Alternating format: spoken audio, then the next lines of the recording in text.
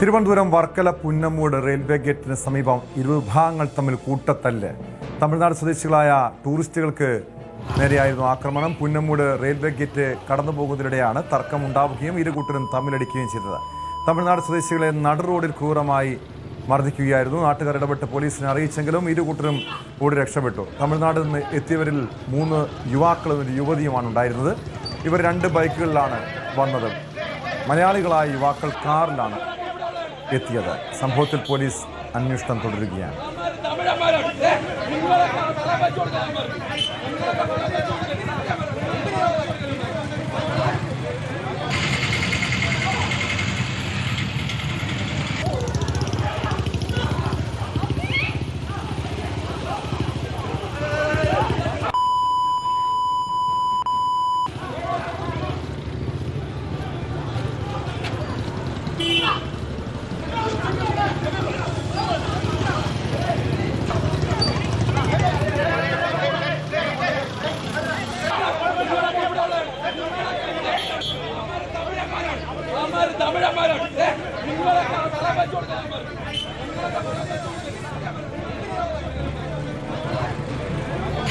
വിവരങ്ങളുമായി അഭിലാഷ് ചേരുന്നുണ്ട് വർക്കലയിൽ നിന്ന്. അഭിലാഷ്, അവർ തമിഴന്മാരാണെന്ന് പറഞ്ഞാണ് മലയാളികൾ ആക്രമിക്കുന്നത്. പ്രത്യേകിച്ചും നമ്മുടെ നാട്ടിലേക്ക് വിനോദസഞ്ചാരികളായി എത്തിയവരോടാണ് ഈ രീതിയിൽ ഗുണ്ടായിസം കാണിക്കുന്നത്. എന്താണ് ആക്രമണത്തിന് കാരണമെന്ന് മനസ്സിലാക്കാൻ കഴിഞ്ഞിട്ടുണ്ടോ?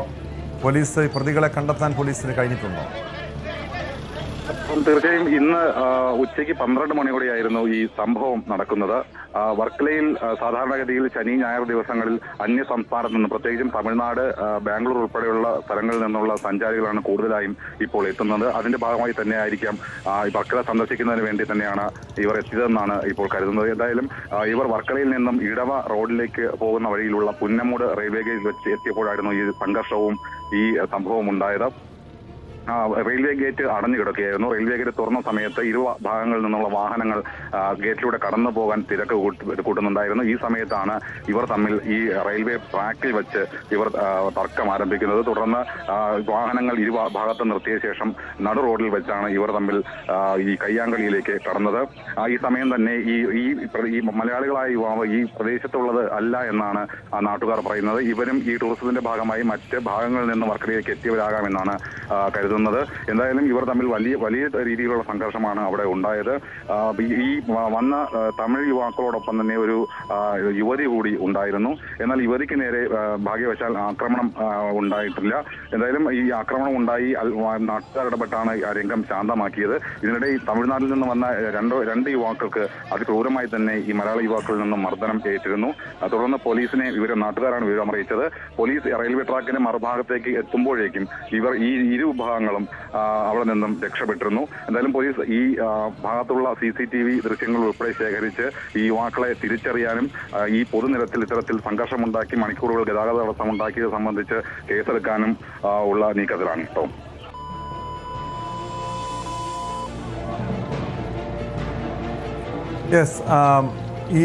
ഇവർ പരാതി നൽകിയിട്ടുണ്ടോ?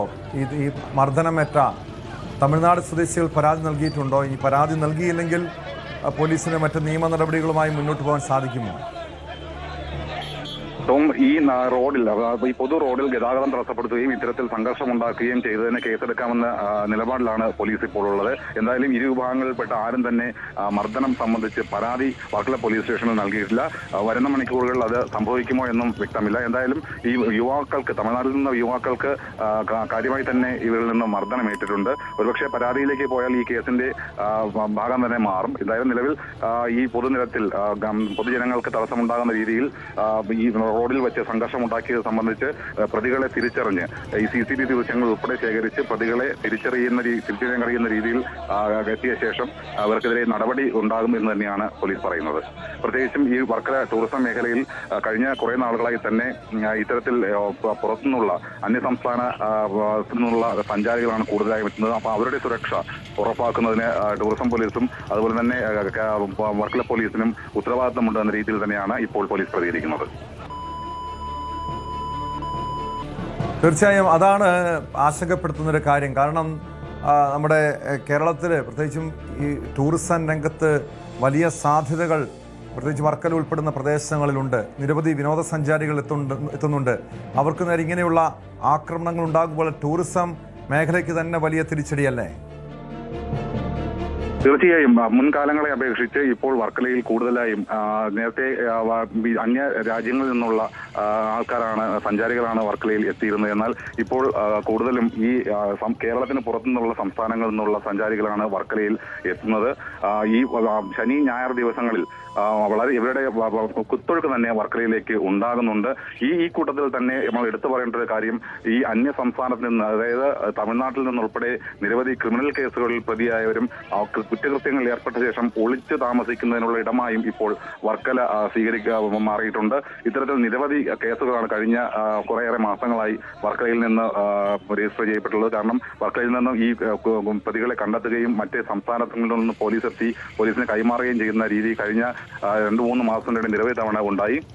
എന്തായാലും ഈ വന്ന യുവാക്കളും, അതായത് ഈ അന്യ സംസ്ഥാനത്ത് നിന്നെത്തിയ യുവാക്കളെ മർദ്ദിച്ച മലയാളികൾ എന്ന് പറയപ്പെടുന്ന യുവാക്കളും വർക്കല ആ ഭാഗത്തുള്ളവരല്ല എന്ന് നാട്ടുകാർ പറയുന്നുണ്ട്. പോലീസും അത് നാട്ടുകാരോട് ചോദിച്ചറിഞ്ഞതാണ്. എന്നാൽ ഈ CCTV ദൃശ്യങ്ങൾ ലഭിച്ചതിന് ശേഷം മാത്രമേ ഇവർ ഏത് ഭാഗത്ത് നിന്ന് വന്നവരാണ് അല്ലെങ്കിൽ ഏത് സ്ഥലത്തുള്ളവരാണ് എന്ന് തിരിച്ചറിഞ്ഞ് ഇവരെ കണ്ടെത്തുന്നതിനുള്ള ശ്രമം തന്നെയാണ് പോലീസ് ഇപ്പോൾ നടത്തിക്കൊണ്ടിരിക്കുന്നത്.